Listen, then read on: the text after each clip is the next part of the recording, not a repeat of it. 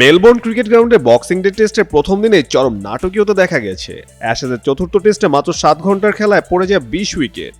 সবুজ উইকেটে বলারদের দাপটে অস্ট্রেলিয়া প্রথম ইনিংসে অল আউট হয় 152 রানে, জবাবে ইংল্যান্ড গুটিয়ে যায় 110 রানেই। ফলে দিনের শেষ ভাগে অস্ট্রেলিয়া দ্বিতীয় ইনিংস শুরু করতে বাধ্য হয়। টসে জিতে ইংল্যান্ড অধিনায়ক বেন স্টোকস অস্ট্রেলিয়াকে ব্যাটিংয়ে পাঠান। শুরু থেকে ধাক্কা খায় স্বাগতিকরা। জশ টংয়ের ক্যারিয়ার সেরা বোলিংয়ে অস্ট্রেলিয়া থামে 152 রানে, তিনি নেন 5 উইকেট। অজিদের পক্ষে সর্বোচ্চ 35 রান করেন মাইকেল নেসার, তবে ইংল্যান্ডও ব্যাট হাতে সুবিধা করতে পারেননি। প্রথম 8 ওভারেই 4 উইকেট হারিয়ে চাপে পড়ে তারা। জো রুট 0 রানে আউট হলে পরিস্থিতি আরও খারাপ হয়। শেষ পর্যন্ত 29.5 ওভারে 110 রানে শেষ হয়ে যায় ইংল্যান্ডের ইনিংস।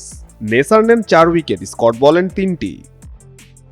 মেলবোর্নে 123 বছর পর প্রথমবার টেস্টের প্রথম দিনে অন্তত 20 উইকেট পড়ল। অস্ট্রেলিয়ার মাটিতে একদিনে 20 বা তার বেশি উইকেট পড়ার ঘটনা ঘটল 74 বছর পর।